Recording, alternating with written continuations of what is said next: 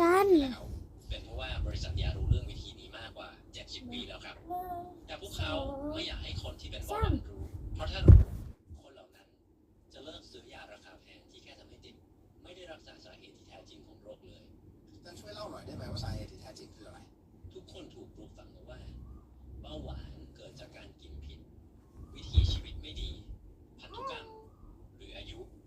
แต่นั่นไม่ใช่เลยสาเหตุที่แท้จริงของระดับน้ำตาลในเลือดที่สูงก็คือตับที่สกปรกคุณหมายความว่าทุกอาการและผลกระทบที่ร้ายแรงของเบาหวานเกิดจากตับที่สกปรกใช่ครับตับที่สกปรก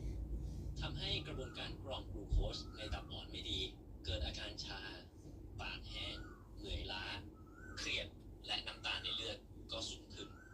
แล้วคนทั่วไปจะหลีกเลี่ยงปัญหานี้ได้อย่างไรมันง่ายมากครับ